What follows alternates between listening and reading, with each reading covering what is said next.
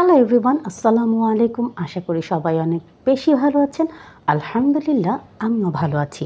আজকে আপনাদের সাথে আমি শেয়ার করব চকলেট পেস্ট্রি। তাহলে শুরু করি। এখানে আমি কেকের বেস আগেই তৈরি করে রেখেছিলাম, এমনকি 3টি স্লাইস করে কেটেও রেখেছি। একটি কেক বোর্ডের উপরে আমি দিয়ে দিচ্ছি হুইপ ক্রিম, তাতে করে যখন কেকটি রাখবো আর ডেকোরেশন করব নড়ে চড়ে নষ্ট হয়ে যাবে না। আর কেকের স্পঞ্জের উপর আমি দিয়ে দিয়েছি সুগার সিরাপ, তাতে করে কেক অনেক সফট আর ময়েস্ট থাকবে। তারই উপরে এখানে আমি দিয়ে দিচ্ছি বিট করে রাখা হুইপ দিয়ে আমি পুরো কেকটিকে কভার করে নিচ্ছি। পুরো কেকের উপর আমি হুইপ ক্রিম ইভেনলি স্প্রেড করে দিচ্ছি। Please subscribe to my channel and press the bell icon, তাহলে নোটিফিকেশনটি সবার আগে আপনার কাছে যাবে আর ভিডিওটি সবার আগে আপনি দেখতে পাবেন। আর এবার এখানে আমি দিয়ে দিচ্ছি কেকের টেস্ট আর একটু বাড়ানোর জন্য চকলেট গানাশ। আপনারা অবশ্যই এই স্টেপটিকে ফলো করবেন। চকলেট গানাশ দেওয়ার ফলে কেকের টেস্ট অনেক বেশি বেড়ে যায়। আপনারা এখানে চাইলে চেরি বা স্ট্রবেরিও কুচি করে দিয়ে দিতে পারেন। এখানে যখন আমি কেকটি স্লাইস করছিলাম, জানি না কেমন করে আমার কেকটি ভেঙে গিয়েছিল। আমি সেই ভাঙা কেকটি কিন্তু এখানে ডেকোরেশন করছি। ভেঙে যাওয়া কেক কিন্তু খুব ভালো করে ডেকোরেশন করে নেওয়া যায়, তাতে কোনো রকম কোনো প্রবলেম হয় না। Please to like, comment, share more and more, তাতে করে আমি অনেক বেশি মোটিভেট হয়ে যাই। আমার ভিডিও বানানোর আগ্রহ অনেক বেশি বেড়ে যায়, আর সেই ভিডিওগুলো আমি আপনাদের সাথে শেয়ারও করতে পারি, কারণ এই ভিডিওগুলোকে আমি মূলত আপনাদের জন্যই তৈরি করে থাকি। একই প্রসেস অ্যাপ্লাই করে আমি কেকের সেকেন্ড লেয়ারটিও তৈরি করে নিচ্ছি। এখানে আমি দিয়ে দিচ্ছি কেকের টেস্ট বাড়ানোর জন্য চকলেট গানাশ। আপনারা চাইলে এখানে চকলেট চিপসও ইউজ করতে পারেন।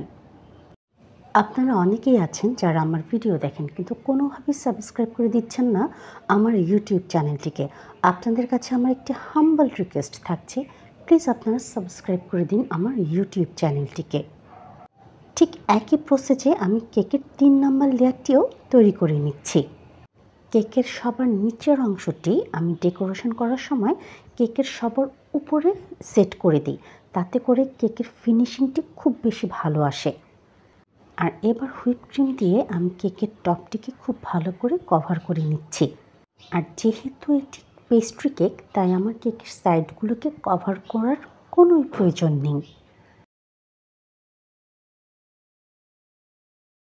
এবার একটি স্ক্রাপারের সাহায্যে আমি কেকের টপটিকে ক্লিন করে দিচ্ছি।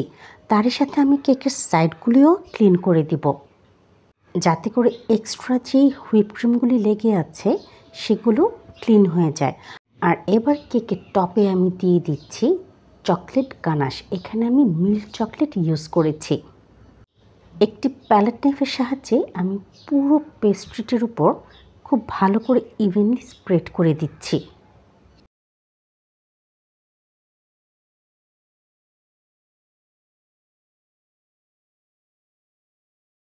পুরো কেকটি কভার হয়ে যাওয়ার পরে আমি ফ্রিজে সেট হওয়ার জন্য রেখে দেব 20 থেকে 30 মিনিটের জন্য। কেকটি যখন আমি কাট করেছি, আমার ক্যামেরা অন করতে ভুলে গিয়েছিলাম। এবার M1 নোজেল দিয়ে আমি কেকের উপরে রোজ তৈরি করে নিচ্ছি। একটু সময় নিয়ে ধীরে ধীরে এই কাজগুলোকে করে নিতে হয়, তাতে করে কেকের লুক ফিনিশিং খুব সুন্দর লাগে দেখতে। আর আলহামদুলিল্লাহ, হোমমেড কেক সত্যি খুব টেস্টি হয়ে থাকে। বাইরে থেকে আমরা যে কেকগুলো কিনে নিয়ে আসি, অনেক দাম দিয়ে কিনি, কিন্তু সত্যিকার অর্থে আনহেলদি থাকে। ফাইনালি পেস্ট্রিগুলোকে আমি নিউট্রাল জেল দিয়ে ডেকোরেশন করে নিচ্ছি। এই নিউট্রাল জেলের মধ্যে আমি পানি আর রেড কালার মিক্স করে গুলিয়ে নিয়েছি। আপনারা চাইলে এখানে চকলেট চিপস বা চকলেটের টপার বা চেরি দিয়েও ডেকোরেশন করে নিতে পারেন।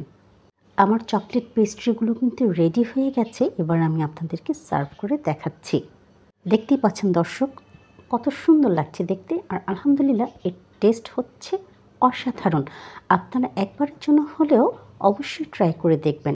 আর আমার ভিডিওটি যদি আপনাদের ভালো লেগে থাকে, তাহলে অবশ্যই সাবস্ক্রাইব করে দিবেন আমার ইউটিউব চ্যানেলটিকে।